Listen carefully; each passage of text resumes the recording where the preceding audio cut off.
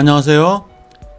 오늘은 명견만리, 윤리, 기술, 중국, 교육편이라는 책을 소개합니다. 강연과 다큐를 결합한 KBS 렉처멘터리 명견만리는 각 분야의 최고 전문가에서부터 문학의 인사까지 출연하여 우리 사회의 아젠다를 효과적으로 공론화한 프로그램입니다. 오늘 소개할 책은 그중 윤리, 기술, 중국, 교육에 관련된 내용입니다. 그러면 책의 주요 내용을 살펴보도록 하겠습니다. 1. 착한 소비. 내 지갑 속의 투표용지. 얼굴도 모르는 사람들이 서로를 위로하는 달콤 창고. 사탕, 초콜릿, 과자가 옹기종기 늘어서 있다. 메모지에 쓴 손편지도 보인다. 힘내세요. 행복하세요. 같은 응원의 글도 있고 감사 인사가 적힌 쪽지도 있다. 이러한 풍경을 볼 수 있는 곳은 뜻밖에도 지하철의 한 물품 보관함. 수많은 사람들이 잠시 물건을 보관하는 용도로 사용하는 물품 보관함이 특별한 공간으로 변신한 것은 2015년 소셜 다이어리 앱 어라운드의 한 사용자가 서울 지하철 2호선 강남역의 물품 보관함에 초콜릿을 넣어두었으니 누구든 꺼내 먹으라는 글을 올리면서부터이다. 이 소소한 나눔에 감동받은 사람들이 동참했고 달콤한 간식을 먹고 힘내라는 의미에서 달콤 창고라는 이름이 붙었다. 국가 부도 위기를 겪은 그리스에 생긴 100개의 카페. 그리스 경제는 2015년 국가 부도 위기를 겪으며 경제가 곤두박질 친 이후로 여전히 경제 성장률이 마이너스를 기록하고 있고 실업률은 25%에 육박하고 있다. 이쯤 되면 모두가 자기 실속만 챙기느라 각박해질 것이라 생각하기 쉽다. 하지만 그리스인들의 선택은 달랐다. 그리스에는 주머니 사정이 여의치 않아도 커피를 마실 수 있는 카페가 있다. 커피를 마시러 온 손님들이 종종 자신이 마신 커피값 외에 한 잔 값을 더 지불하곤 한다. 이른바 서스펜디드 커피이다. 커피를 사 마실 돈이 없는 노숙자나 실직자 등 가난한 이웃을 위해 미리 돈을 내고 맡겨두는 커피다. 2. 깨끗해야 강해질까? 강해야 깨끗해질까? 싱가포르, 대가성 없는 선물도 금지. 청렴한 나라라고 하면 가장 먼저 떠오르는 곳이 있다. 자타공인 아시아에서 가장 깨끗한 나라, 싱가포르다. 인구 550만 명의 작은 도시국가 싱가포르의 반부패법은 아주 강력하다. 뇌물을 받거나 제공한 경우 한화 9천만 원 이하의 벌금과 5년 이하의 징역에 처한다. 불법 자산은 전부 국가에 반환해야 하며 그렇지 못할 경우 징역형이 추가된다. 대한민국은 정말 부패 국가인가? 2015년 전 세계 168개국을 대상으로 부패 인식 지수에서 덴마크가 100점 만점에 91점을 받아 세계에서 제일 깨끗한 나라로 꼽혔다. 아시아에서는 싱가포르가 8위로 가장 높았고 일본과 홍콩은 75점으로 공동 18위다. 한국은 56점을 받아 37위다. 경제협력개발기구 34개국 중에서는 27위로 거의 꼴찌다. 한국이 낮은 부패인식 지수를 받은 이유에 대해 한국 사회에는 하위계층에서 일어나는 작은 규모의 부패는 거의 없는 데 반해 정치인이나 기업인 같은 고위층이 개인적인 이득을 위해 권력을 이용하고 있다. 무엇보다 정치인과 연결된 공공 분야에서 심각한 부패가 존재한다고 답했다. 대한민국이 선진국의 문턱을 못 넘는 것은 바로 부패 탓. 부패를 영어로는 콜옵션이라고 한다. 라틴어에서 온 이 단어는 함께, 코, 파멸하다, 럽트라는 뜻이다. 역사에서도 부패가 심해 나라가 망한 예를 쉽게 찾아볼 수 있다. 현대에도 한 나라의 부패 정도는 국가의 경쟁력을 좌우하고 있다. 3. 인공지능과 함께할 미래. 70여 대의 로봇이 일하는 호텔. 일본 나가사키 현에 있는 헨나 호텔은 세계 최초의 로봇 호텔이다.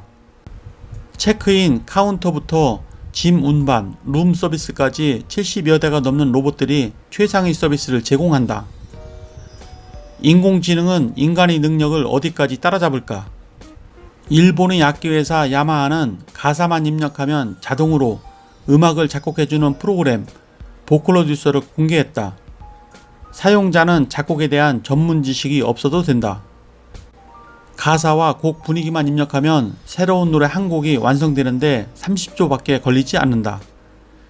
IBM은 왓슨의 능력을 향상시키기 위해 2014년 왓슨 그룹을 만들고 연간 10억 달러 이상을 투자하고 있다.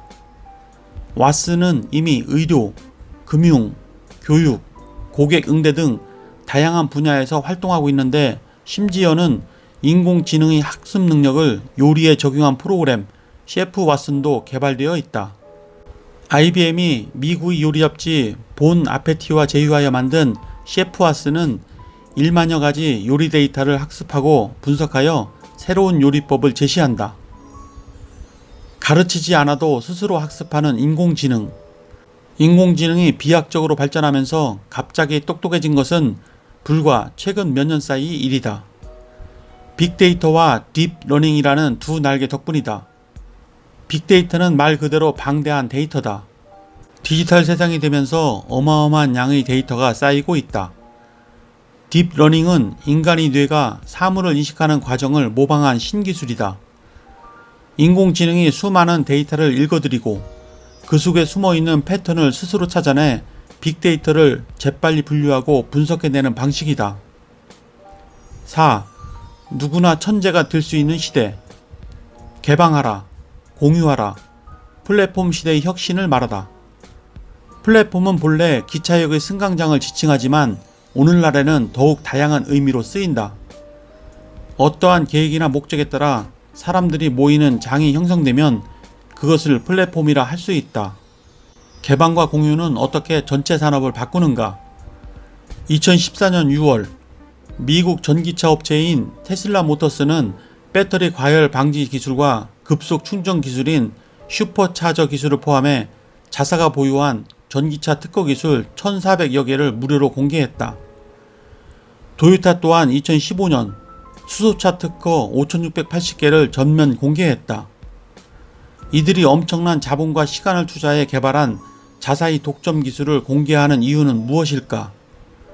도요타는 우리 노하우를 사람들에게 제공함으로써 더욱 새로운 것을 창조하고 그 혜택을 공유할 수 있다. 우리는 모두 함께 성장할 수 있다. 테슬라의 CEO 일론 머스크는 독점적 기술을 공개하고 공유하는 것이 우리의 미래를 준비하는 일이라며 인류의 미래를 위해 테슬라가 전기차 시대를 여는 촉매가 되기를 바란다고 기술 공개 이유를 밝혔다. 결국은 시장의 판을 키우는 것이다. 5. 방 안에 들어온 코끼리를 어떻게 할까? 차이나 쇼크, 차이나 찬스. 방 안의 코끼리라는 말이 있다. 명백한 문제임에도 무시하거나 언급하지 않는 불편한 진실을 이를 때 쓰는 말이다. 어느 날 방 안에 작은 코끼리 한 마리가 들어왔다. 그런데 그 코끼리가 예쁘다고 그냥 놔두게 되면 코끼리는 점점 더 커져서 결국 방 주인을 내쫓고 만다. 지금 우리 방 안에 중국이라는 코끼리가 들어와 있다. 결국 방 안의 코끼리에 밟히지 않기 위해 코끼리 등에 올라타야 한다. 위기란 위험과 기회가 합쳐진 말이라고 한다. 우리가 이 코끼리 위에서 그들보다 더 거시적인 시각을 가지고 그들의 강점을 직시해야 한다. 6. 어떤 교육이 필요할까? 생각의 힘을 키우는 교육. 미국의 세인트 존스 대학은 전교생이 400명 정도 되는 작은 대학인 이곳에서는 어딜 가나 책을 읽고 토론하는 학생들이 눈에 띈다. 이 대학에서는 4년 내내 100권의 고전을 읽는다. 철학부터 수학, 역사에 이르기까지 다양한 고전을 읽고 토론하는 것이 커리큘럼의 전부다. 학년이 올라갈수록 더 어렵고 접하기 힘든 고전을 읽을 뿐 4년 내내 똑같은 과정을 공부한다. 세계 최고의 교육 강국 핀란드의 교육 혁신.